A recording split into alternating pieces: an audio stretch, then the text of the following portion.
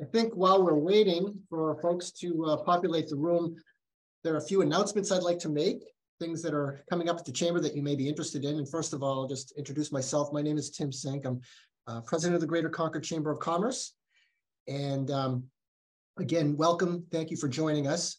A few things coming up that you may be interested in. We publish each year a mapping guide. We publish about 50,000 of those, or 40,000 of those that are distributed far and wide, promoting the Greater Concord area as a destination. And if you'd like to be a part of that, let us know and we'd be glad to include you. Also want to bring to your attention that we are planning now for the April 13th Business Showcase. This is a business-to-business show here in Concord. Booths, a terrific show. It is at the Grapponi Conference Center from 3 to 6. And if you would like to register and reserve your booth, please do so. We do have limited booth space, so we'd love to include you in that. And all of these things are available online at concordnhchamber.com. Third thing I'll just mention briefly, Leadership Greater Concord. We are beginning to accept applications on March 1st for the program that will launch in September of 2023. It's a fabulous program for leadership development. And if you haven't been through the program and are interested, please go online and check it out or give us a call and we'd be glad to walk you through it. If you or your colleagues are young professionals, or even if you're not, this Concord Young Professional Network is holding a monthly networking event at New Hampshire Pizza Company in downtown Concord on February 15th from 5:30 to 7 p.m. If you're into IPAs like I am, the next business after hours is at Northwood Brewery, and that is on Tuesday, March 14th at 5:30 p.m. At the Northwood Brewery in Northwood.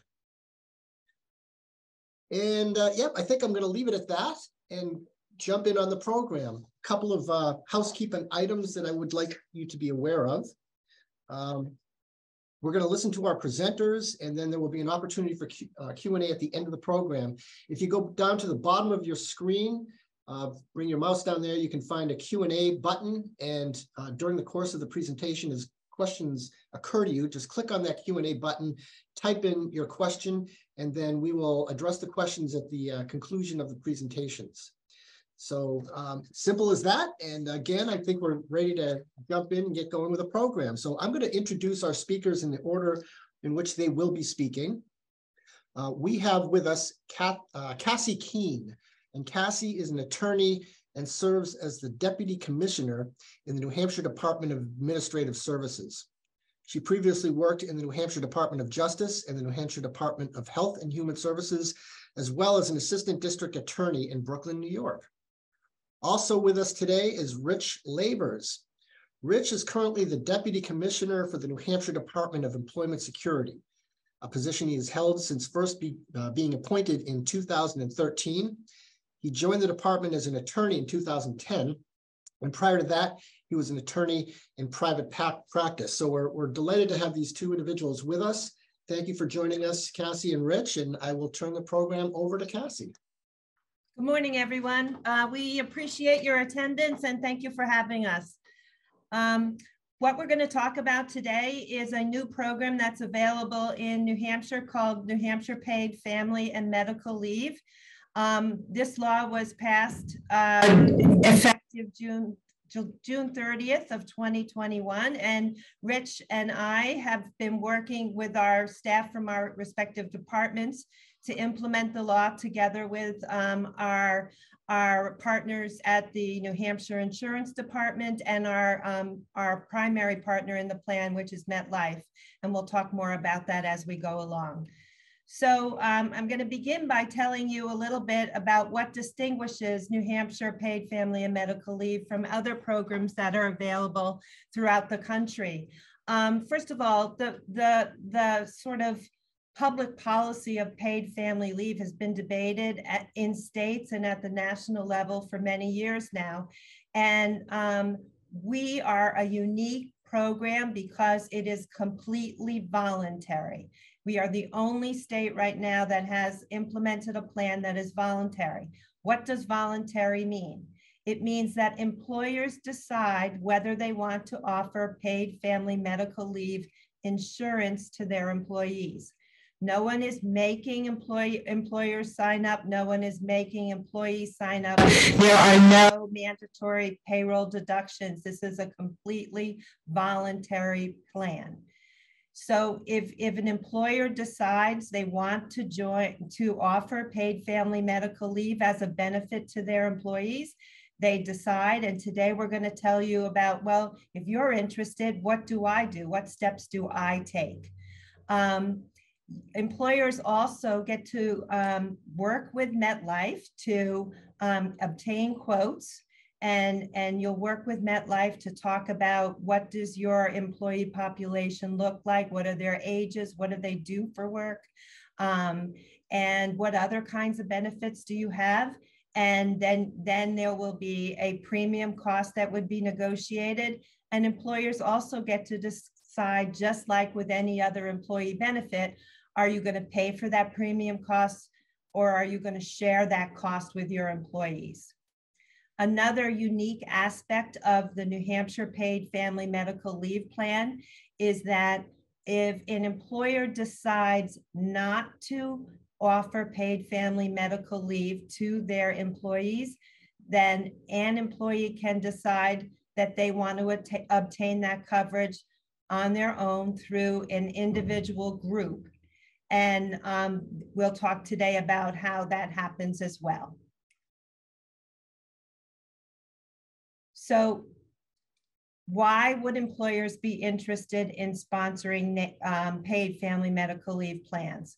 Well, I think if you're an employer and you're listening, you probably experience what we experience, which is it's so difficult these days to recruit great employees and to retain great employees. And this is data that's provided to us by MetLife, our partner in paid family medical leave. And it shows what employees think about what they want from their employers that is going to make them more likely to stay in their jobs. And not surprisingly, employees want more pay, but they want more time off and wider arrays of benefits. And as you can read on the left side of the screen, those benefits actually, from an employee perspective, involve allowing them to fulfill their role as caregivers for family members, and in the event they have their own illnesses. So paid family medical leave, we believe, is an important option available to employers to enrich their benefit plans and to help address their recruitment and retention issues. So we went out to bid for an insurance partner to work with us that would provide the paid family medical leave insurance, all in compliance with the law that was passed here in New Hampshire. And MetLife is our partner. We've chosen them and we've been working with them for actually about 7 months now. It feels longer than that because it's been a real sort of charged project for us to get up and running and available to employees and employers. And MetLife they're really a great partner. In my role here at the Department of Administrative Services, I've worked with a lot of insurance companies and third-party administrators, and I just really have found them always ready to step up. If we have issues, we work with them, they address the issues, they always come to the table. So I'm saying that because I'm hoping if you are interested that you also find MetLife to be a partner who's willing to work with you to address your issues, and should you have any problems, if you're actually enrolled in the plan, that they'll work with you to resolve those problems. There's a significance about MetLife being the state's partner in paid family medical leave, because one wonderful aspect of the law that was passed is that employers who choose to participate in the paid family medical leave plan in New Hampshire will receive a 50% business enterprise tax credit for the premiums they pay for their employer for the 6 week plan. By the way, later on, we're going to talk about that 6 week plan as the base plan. I want to pause here and say, we're emphasizing MetLife as the state's partner, not only so that you know that oh, that's how I get paid family medical leave if I'm interested, but what we expect will happen is that more and more insurers are going to come into the insurance market and be offering paid family medical leave insurance to employers and individuals. And it's only the state's partner, MetLife, if purchased through MetLife, that an individual or that a business can access the business enterprise tax credit. So MetLife is the key to accessing that BET tax credit. You're going to hear more about some of the options that employers have, and there is a base plan that is 6 weeks, but employers can choose to buy up and offer coverage for as long as 12 weeks. And as we mentioned before, you get to decide, are you going to fund this for your employees, or are you going to pass some of the costs along to your employees? So there are premium funding options. So the group plan, paid family medical leave base plan, is 6 weeks of coverage.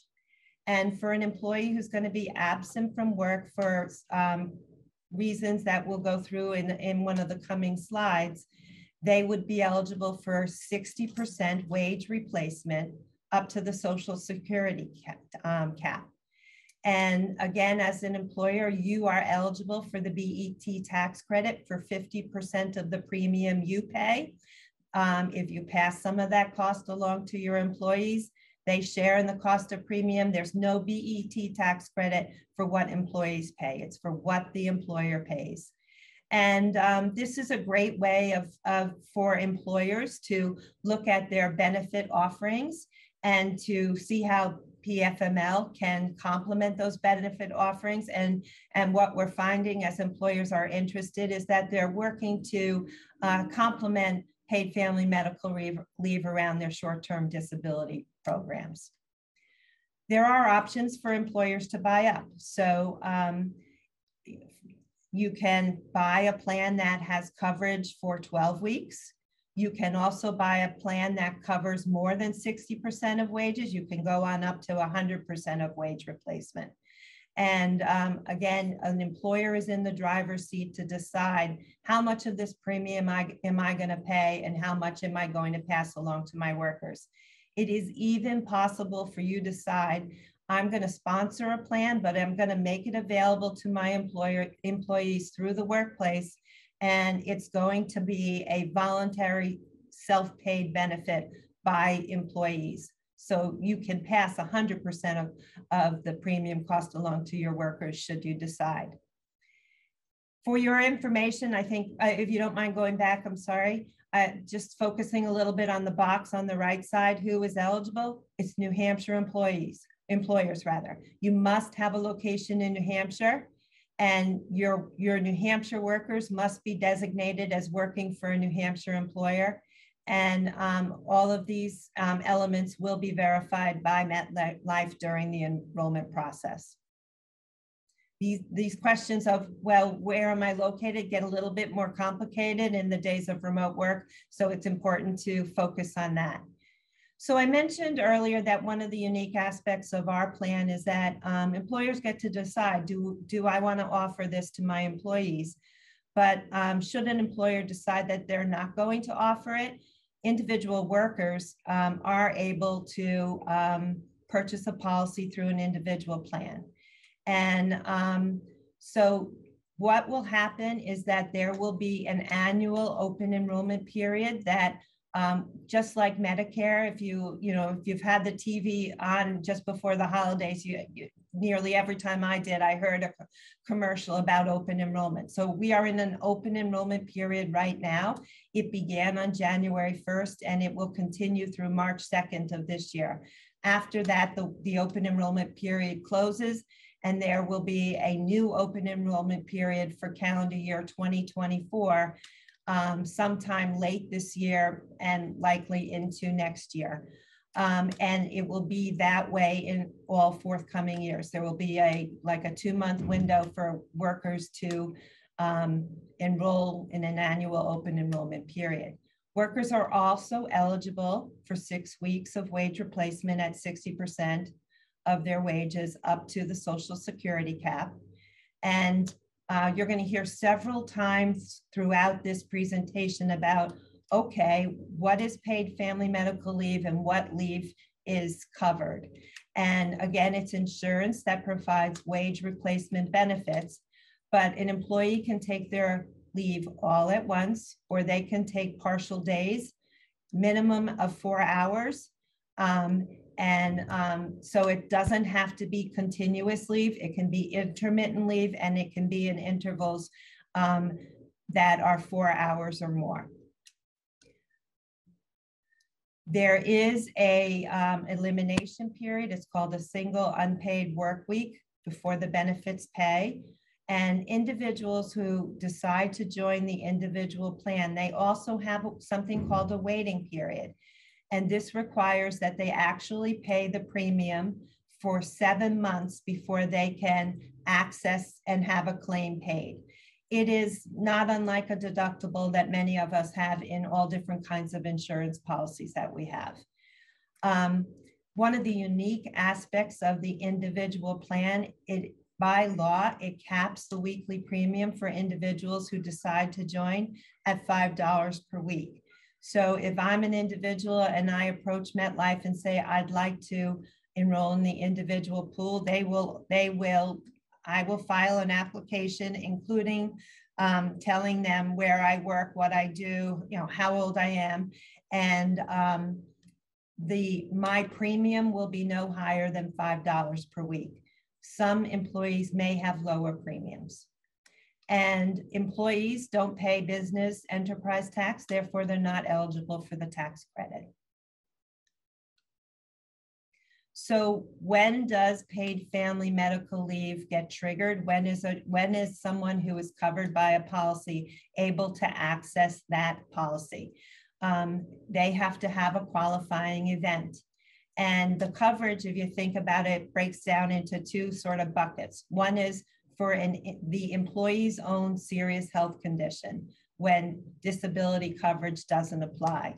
And this includes childbirth. So there's a distinction between paid family medical leave and short-term disability. To access short-term disability, an employee actually has to be disabled from the ability to work. But with paid family medical leave, it covers an employee's serious health condition. So maybe I have cancer, for example, and I'm accessing treatment. It would cover when I need to be absent from work. It would cover periods of treatment. It also covers child bonding due to birth, adoption, or fostering. It covers the serious health condition of a family member. So this is that paid family aspect of this, which is if someone is a caregiver for a family member, then they can access paid family medical leave to replace their wages when they need to be absent from work because they're caring for a family member. It also covers when someone has a qualifying need arising from military deployment or service, or when they're caring for a qualifying military service member. So I'm going to draw your attention now to the right side of the screen because the definitions of who is a child, a spouse, and a parent are pretty expansive, and this is right from the statute in New Hampshire law. So it covers a biological child, an adoptive child, a foster or stepchild, a legal ward, and a child if you're standing in loco parentis to that child. It covers a child's spouse or domestic partner. It covers an employee spouse or domestic partner, and it covers a parent. A parent could be a biological parent, an adoptive parent, a foster parent, a step parent, or a legal guardian. And it covers grandparents, biological, adoptive, foster, and step grandparents. Under the law, there are certain responsibilities that apply to employers, and those responsibilities apply to large employers, whether they offer a plan or whether they don't. And under the law, large employers, which are defined as 50 or more employees, New Hampshire-based workers, by the way, they are required to collect premiums paid by workers through payroll deduction. They are required to comply with the federal FMLA law and to continue to provide health insurance. Small employers don't have those same responsibilities. They are not required to collect the premiums paid through payroll deduction. But if a small employer is offering a policy, they of course have to pay for that policy, and they can make arrangements to pay with MetLife.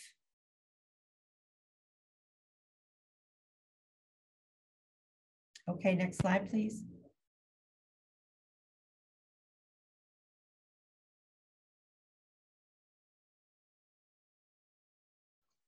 We froze a little bit here, Cassie. I'm just trying to get it undone.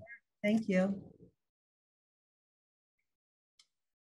I'll just, I'm going to stop the share and then I'll start it again. Okay. I'm going to look at my slides here and so I'll just continue speaking and Rich can get the slide. There we go. Okay, here you go. Thank you, Rich. So, you know, why are we here today? We're here, and again, we thank you for joining us and for welcoming us to present. Rich and I have been working to raise awareness that paid family medical leave is the option available to employers and to employees. So we hope that you will use the information that we provide you today to consider sponsoring a plan for your employees. Employers can enroll anytime. So if you're interested, you could, and Rich will go through some of the details, so I'm not going to steal his thunder. You can approach MetLife today to begin to learn more about paid family medical leave and how it might apply to your business. But you can enroll at any time. You can enroll effective March 1, April 1, or you can decide you would want to wait to the fall or even till next year. Ongoing enrollment will be available to employers. They can enroll at any time. We believe that the BET tax credit is a very important tool that will incentivize employers to offer this benefit to their employees, because it will help reduce the employer's out-of-pocket costs for paying for that coverage. Employers will also have day-to-day responsibilities if they decide to offer the plan, or if they have individuals. In the event they're not offering the plan to employees, you may have workers who join the plan, and those workers will have questions, and they will likely be interfacing with your HR staff. And so the employers will have the responsibility to answer those questions and to direct workers as appropriate to MetLife for filing a claim, providing information that MetLife is going to require in order to pay on a claim. And there is a claims process, and MetLife will be asking employers for wage information. They'll be asking you about what kind of leave your employees have available to them, what kind of leave balances they have, what work schedules they have, and what other benefits information do they need. So earlier on, when I mentioned the individual plan, an individual can go to MetLife and enroll in the individual plan, but only if the employer is not offering paid family medical leave, or if its other benefits taken in totality do not equate to an equivalent plan to paid family medical leave. So MetLife will be approaching you when they have an application from an individual to find out what kind of benefits do you offer, because they're trying to do a test of, do you offer an equivalent plan? Is this worker eligible under the individual plan?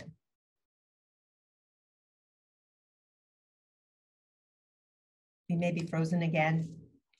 Yeah, of course we're frozen right when I'm supposed to start, right? I'll just do the same trick again. Hopefully it works. Okay. I think Tim's screwing around with the share right now. He's testing us.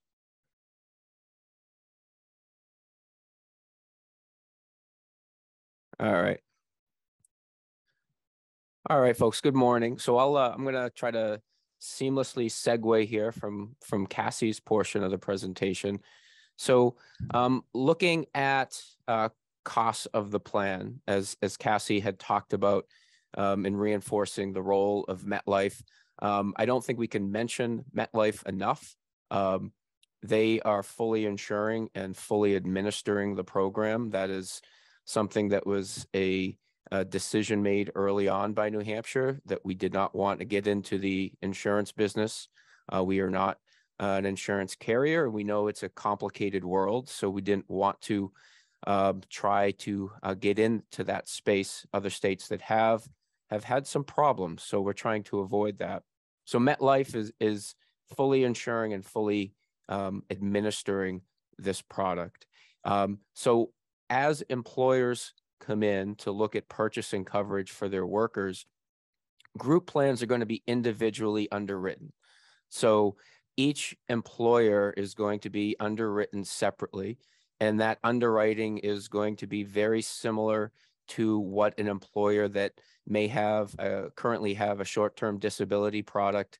It's going to be very similar to that process, where you're going to provide MetLife with that census of workers that you're looking to provide coverage to, the same details about those workers, what they do, their age, their gender, and so forth. All of those same factors are going to come into consideration for looking at the cost of the plan that's going to be quoted to you, and then you purchase if you so choose. So individually underwritten. And then the premiums are going to be based on the policy that's purchased. So a lot of different choices for the employers to make, as Cassie had walked through. You can look at the 6-week or the 12-week plan. You can look at how the premiums are going to be paid in terms of how much of that premium is going to be paid for by the employer. What we're seeing in early results is the majority of employers are picking up 100% of that premium. Certainly in response to some of the survey data that Cassie had shared, can be used as an important recruitment and retention tool as employees demand more paid leave options from their employers. So we are seeing the majority of employers pick up that premium cost on behalf of their workers. And again, the characteristics of the workers that are going to be covered, that will be an important cost factor. And also an important cost factor is whether or not you do have an existing short-term disability plan. So if you do have an existing short-term disability plan, this would be coordinated with that plan. The short-term disability would pay first as required by state law. And then this would come in after that short-term disability plan, to the extent there are continued leave needs of that employee. And then a very important cost factor for employers, as Cassie has highlighted and emphasized, is the BET tax credit. So again, the BET tax credit available to the employer that chooses to pay premium on behalf of their workers. The process for determining what this looks like for you individually as an employer, as I mentioned, these are individually underwritten. So you can go to our website. We're going to have a slide coming up with all of the available information, where to go, and we'll provide this to Tim so he can share this out with all the members of the Concord Chamber. But you'll see on our website we have a quote calculator, or a link to a quote calculator that has been put together by MetLife. So that allows the employer to provide some necessary information, and then to play around with some plan options and see what those what the cost looks like for different plan design.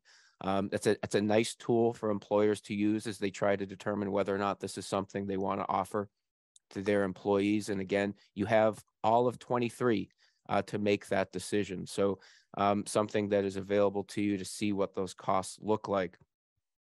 If you are currently working with a broker, certainly that's where you would want to continue to go. Working with that broker, you're going to need to have a broker when you're going to be purchasing coverage. That's required by New Hampshire insurance law.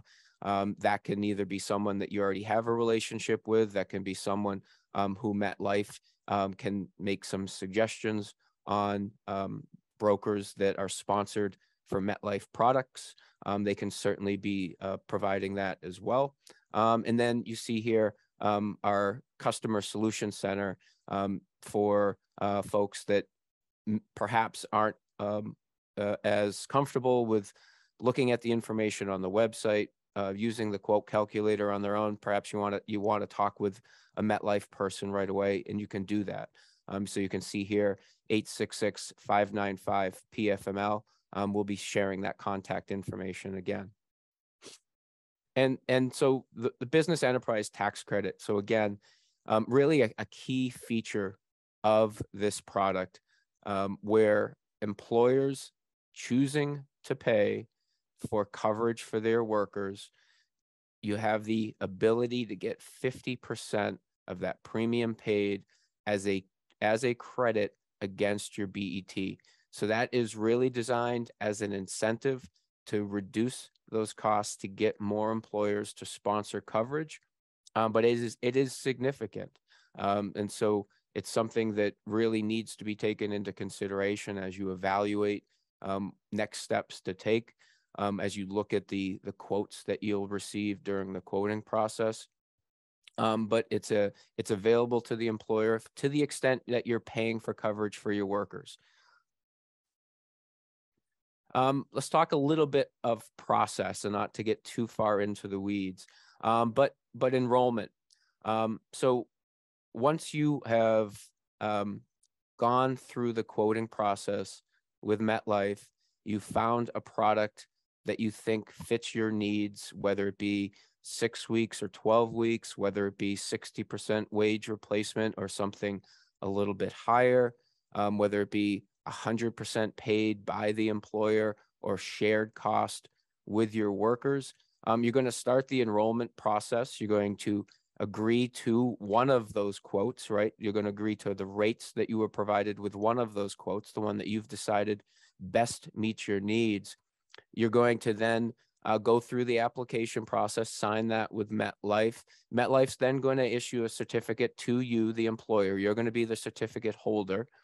And then depending on how it is being funded, if it's fully funded, if the employer is picking up the full cost of the premium, then workers are going to be automatically enrolled. No cost to the worker. They are automatically enrolled, and you participate and work with MetLife on completing that process. If there's going to be shared premium, so there's going to be a contribution on the part of the workers, the employer's picking up a portion, the worker is picking up a portion, then that's going to trigger an open enrollment process. So as Cassie had indicated, those workers that would be required to contribute to a portion of the premium would then have the choice whether to participate in that employer-sponsored plan. So that would be an open enrollment process to determine how many of those workers, of your workers, are going to be participating. And we do have, you'll notice when we get to the information slide at the end with other resources that you can go to learn more about paid family medical leave, that on the website, there are a series of recorded webinars that MetLife previously put on. There's one for a general introduction to the program, another one about the enrollment process, and another one about the claims process. So some more information that you'll be able to get in case questions that you didn't think of today pop up in your brain a week from now, a month from now. You'll have that as a resource too. Premium billing and getting that to MetLife. So if you're fully funding the coverage, then obviously there's no need to even think about payroll deduction for the worker contribution. You'll set up your payments with MetLife. You'll take care of that directly with them. Again, MetLife is not only fully insuring the product, they are fully administering the product. So you'll be dealing directly with MetLife in that regard. If there's going to be a employee contribution, then if you are a large employer having 50 or more New Hampshire workers, then the worker contribution would be deducted from payroll. So you would set up that payroll deduction with MetLife. That's required by the New Hampshire statute for those larger employers.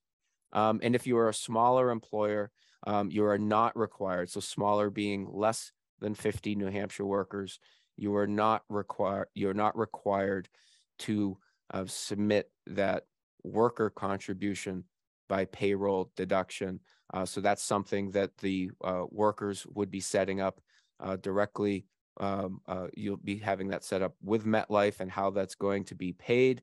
And you may very well decide that payroll deduction is the most convenient, easiest method for getting those premium payments to MetLife.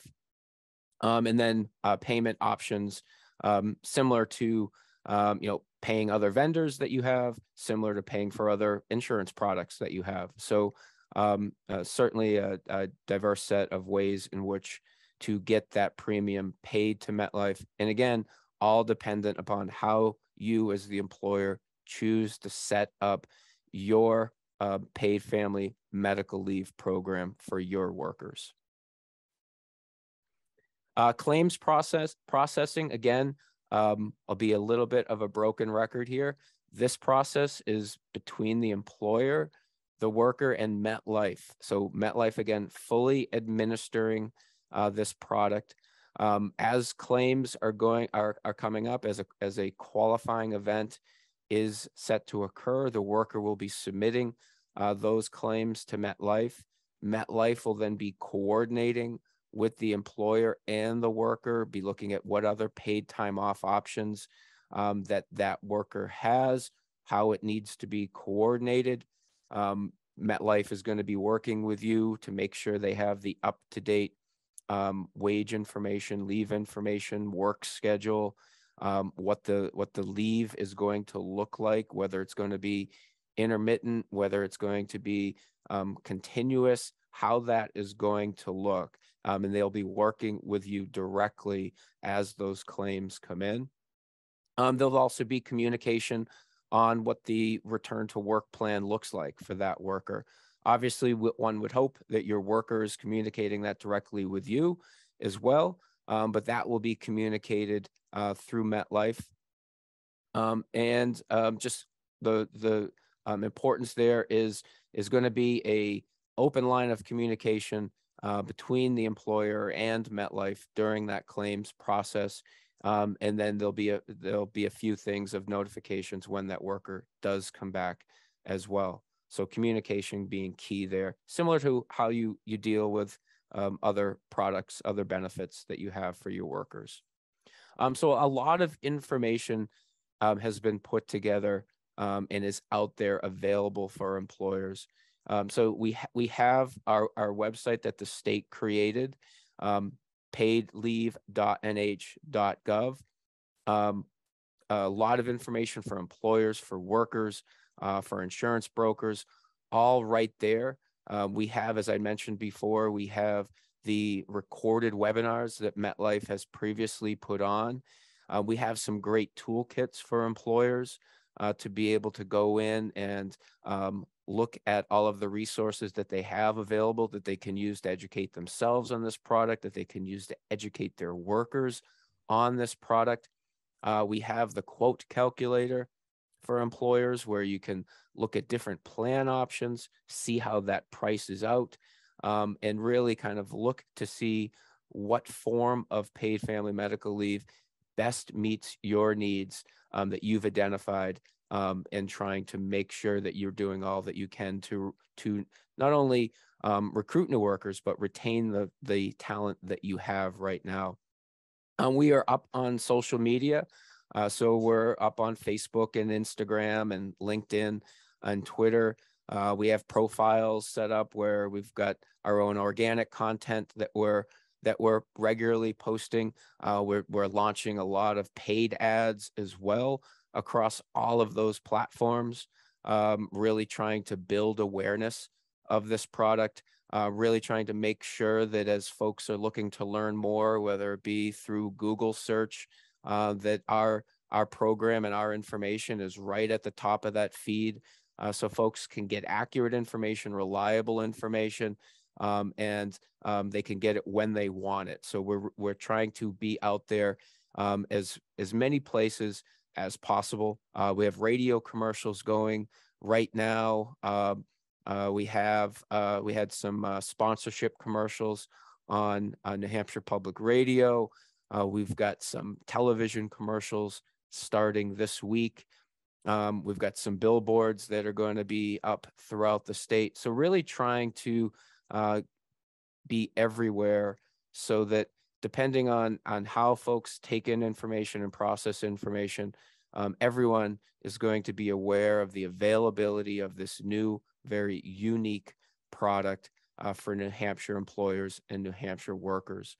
Now, if you're looking to have, arrange for a speaker or have general questions, you have information here, but we'd love to come out any other group that you may be a part of, whether it be a subgroup of the Concord Chamber, whether it be an association that you belong to for your specific sector. Love to come out either in person or virtually and talk to any other groups that you think might benefit from an opportunity to learn more about this very unique paid family medical leave product that is available here in New Hampshire. And then, our contact information here for both Cassie and myself. Folks can contact us directly. And to learn more, we've provided a lot of resources here. And so we'll make sure to get this slide deck to Tim so that he can share that out to members as well. So you have that. You can use it as a reference tool, just in case you didn't soak in absolutely every word that came out of Cassie's mouth and my mouth so far today. And with that, I will stop the share and I'll turn it over to Tim so you can segue into the Q&A that we're going to next go into. Well, that was an excellent presentation, and I learned a ton from that. So thank you very much. And we do have a number of questions that we're going to run through. And I'll remind folks that this event was recorded and it will be archived on the Chamber website. So if you or someone else that wants to review that within a day or so, you can do that from concordnhchamber.com. One of the questions was, would you be able to provide the deck to participants? And you already answered that question, yes. So anybody who's on this call will receive a copy of that deck. So thank you for making that. First question, any possibility of public sector employers getting a premium discount as well? And I think the answer to that is probably no, because there's no BET for public sector employers. That is correct. But I think when a public employer works with MetLife to get a quote, what's going to be highly relevant is what other kinds of benefits do you offer? Do you offer a short-term disability policy? That will be reflected in the quote that MetLife gives you for paid family medical leave, and your leave policies will be relevant as well. Okay, thank you. Next question, does the 7-month waiting period after sign up mean that the only months employees can take time off after October 1st each year? No, I'm sorry, Rich, you go ahead.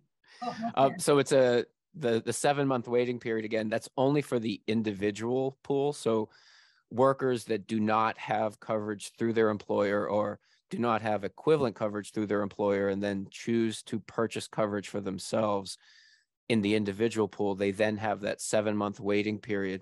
And as Cassie had indicated, that's really for the worker to be able to provide their copay, right, for the product. So they pay in for 7 months and then they can file claims following the expiration of that 7 months. And they serve that 7-month waiting period once. Okay, thank you. Next question. Just a clarification, I think the answer is yes, but it says, so you can take leave for your son-in-law, domestic partner, or daughter-in-law, domestic partner? That is correct. Okay. I love these simple yes and no questions. They're great. Next question, can other, and I think the answer to this is no, can other insurance companies be used for individual plans? Just MetLife, right? Okay. I wouldn't be Well, surprised if other insurers enter the marketplace and try to market their product to employers and to individuals. It just, in the individual case, it wouldn't be under the PFML plan, but it obviously has no significance relative to the BET tax credit. Thank you.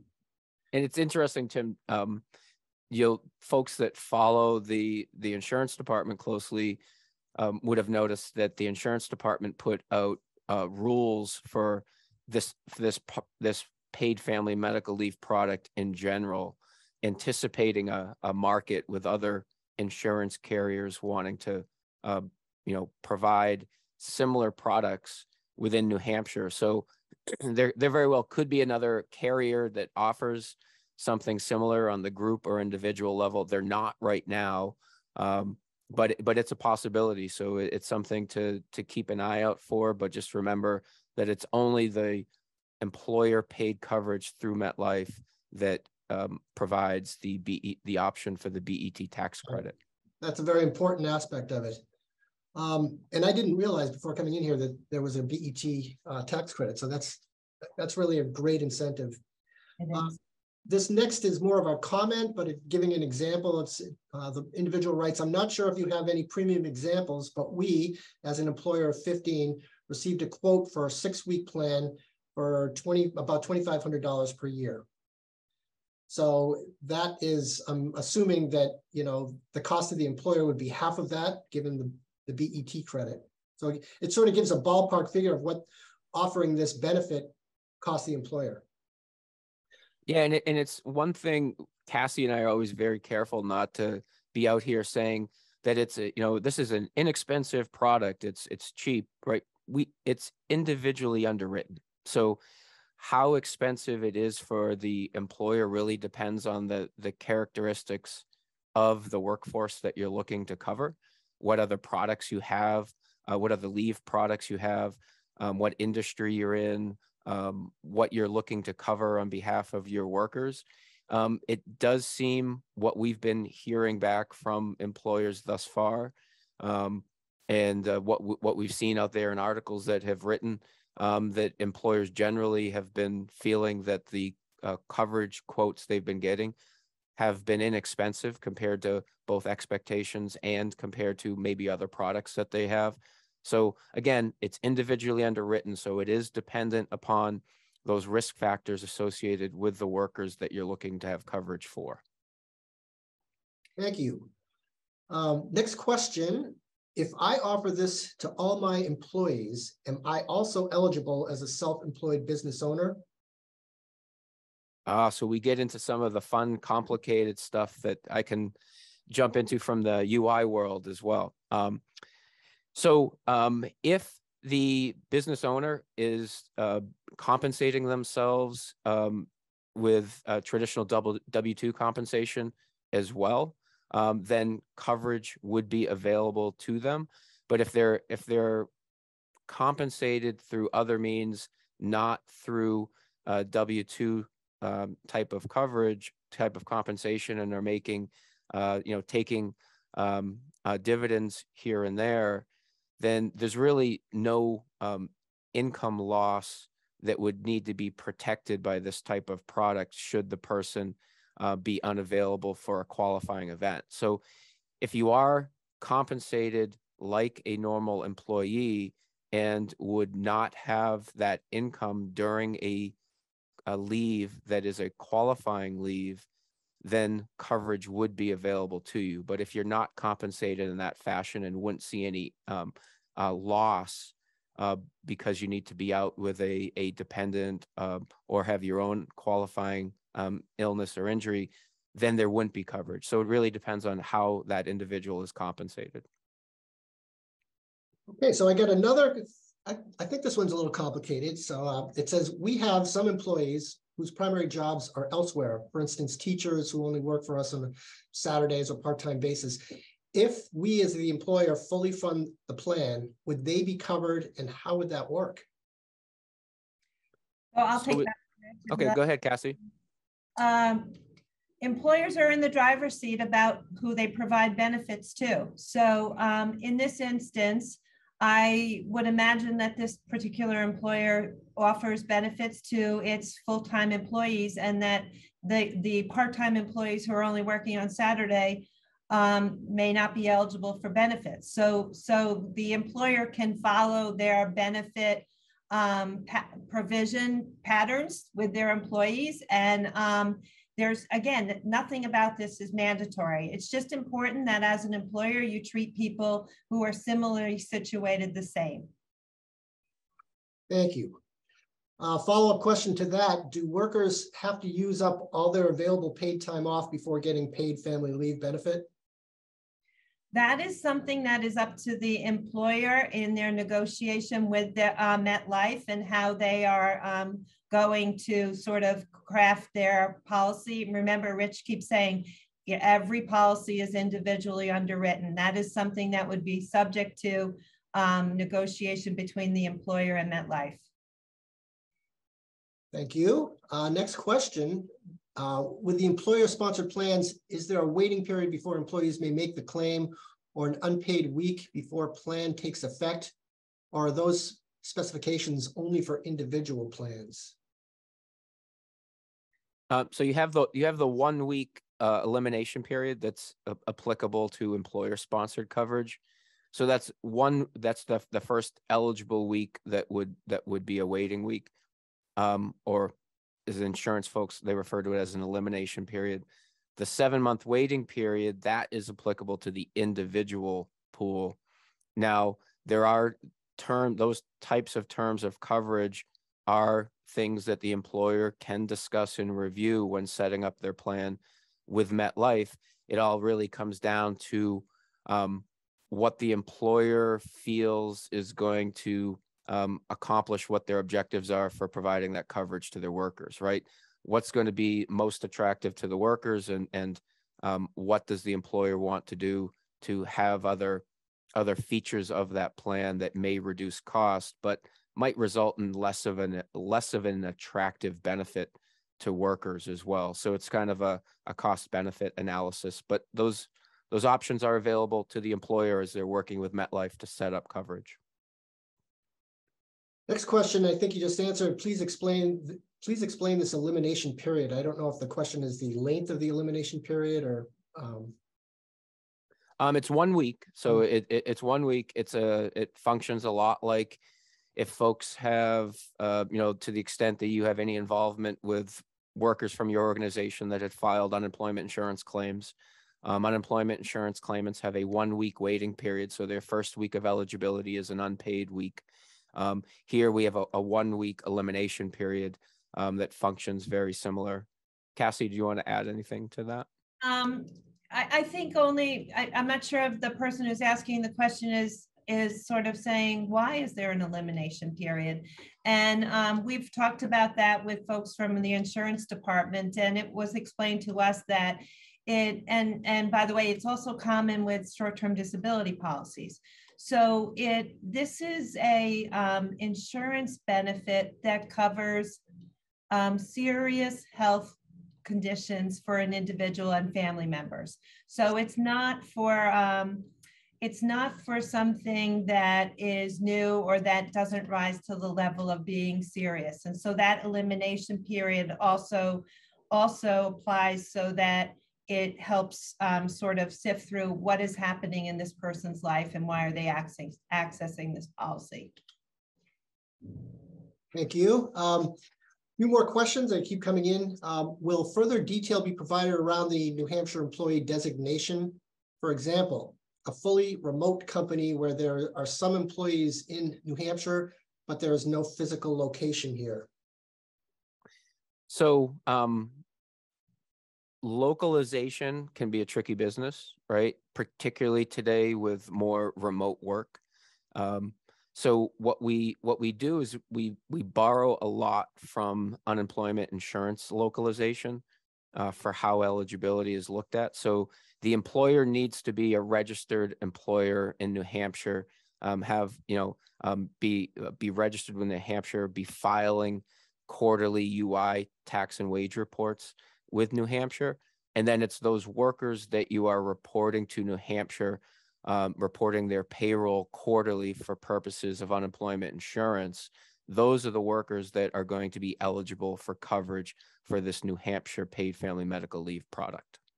Great, thank you. Is the elimination period on employee-sponsored plans for 7 days? For the employee or the employer? For the employee. Yep. So they have an elimination period and they have the 7-month waiting period. Those do function separately. Okay. Next question: are newly hired employees eligible immediately upon hire with a company that has a plan that they are either fully or partially covering? So the employer gets to choose who they want to provide coverage to. So as long as they are employed by that organization, they're eligible for the employer to include them in what they're going to have for coverage. Okay. Including when they provide benefits to new hires, right? So where we work, there is a waiting period before you're eligible for benefits, and many employers have those, and that would be legitimate. Okay, questions keep coming in. So continue to hang in there for a little while. We're getting there. But next question: does the benefit period reset each year? If an employee utilizes their 6 weeks of benefit 1 year, are they eligible for 6 weeks in the next benefit year? Yes. Okay. We have seasonal employees who work 6 months at 40 hours per week. We want to offer them the plan. We also have seasonal employees who work 6 months at less than 30 hours part-time. Can we exclude them? So they want to offer the plan to the full-time seasonal, but not to the part-time seasonal. And Yep. the answer is yes, that is an employer's prerogative to decide who they offer benefits to. It's just that once you set up those boundaries, you have to treat similarly situated employees the same. Okay, this next question is kind of broad. What are the parameters for a health qualifying event for triggering this coverage? So it's a serious health condition. So when we're talking on the paid medical portion of this, so it's non-work related illness or injury of the worker, right? And it needs to be a serious health condition. So if it's a work-related illness, work-related injury, we're going to be in the workers' comp world. So it needs to be non-work related. It needs to qualify as a serious health condition. And that is in certain instances that can be different than what would need to happen in order to qualify under a short-term disability plan. But it's a serious health condition, and similarly interpreted as is interpreted under the Family Medical Leave Act. Okay, thank you.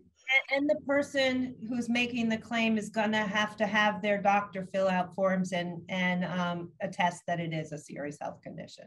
Great, thank you. Next one: for business owners paid through W-2, would the owner and manager be able to exclude themselves from the plan in order to reduce premiums? I'm thinking yes is the answer to that one. Okay. Yep. Next question, related question to one we recently asked: if employment is terminated, is there a period where coverage still applies? So as soon as employment is terminated, then the employer is going, and it's employer sponsored coverage. The employer is going to be updating their census of covered workers with MetLife. And assuming we're at a time where it occurs after that employee is terminated, then the employer sponsored coverage would not really be applicable anymore, because that person is not going to be out of work for whatever is going on.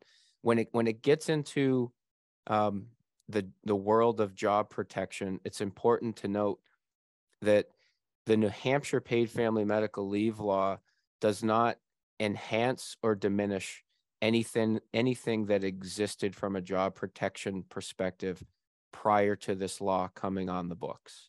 So if your organization is large enough where you are subject to the Federal Family Medical Leave Act and the job protection provisions of that, none of that changes. If you weren't, none of that changes either. So there are instances where a worker taking leave could in fact lose their job as a result. So it all comes down to whether or not the employer is subject to the job restoration provisions of the Federal Family Medical Leave Act. And then it's all about good, solid communication that we try to encourage through the claim filing process between MetLife, the employer, and the worker about what the anticipated needs are going to be for that particular event. And hopefully it does not result in a job separation. But again, there's nothing that has been added to the job restoration provisions of the federal requirements by this statute. Thank you. I think the answer to this next one is yes, but are there employers currently offering this plan in New Hampshire? Yes. Yes. Yes. Yep. So it's underway. And then this last question, which is a little bit of math here, I want to make sure I understand it, but it says for intermittent tracking, as it gets taken in a 4-hour increment, does that burn 1 day of leave out of 6 weeks times 7? So I am thinking of days for intermittent or hours. Am I thinking of days for intermittent or hours? So yeah, go ahead, Cassie. It's hours. So if your employee takes 4 hours, it's 4 hours. And if they work an 8-hour day, there's another 4 hours they get to take. Excellent. Well, that gets us through all the questions. I thank you for hanging in there, and great presentation. Rich Lavers, Catherine Keane, just really enjoyed this presentation. A reminder to our guests, this information is available on our website or will be very soon just a recording of this. And thank you for allowing us to make those slides available to everyone. They were very thorough and they answer a lot of questions. Thank you, Tim. We'll follow up with them shortly. All right. I appreciate that. Thank you all. And bye, everyone. Thank you so much. Thank you, everybody. Bye-bye. Bye-bye.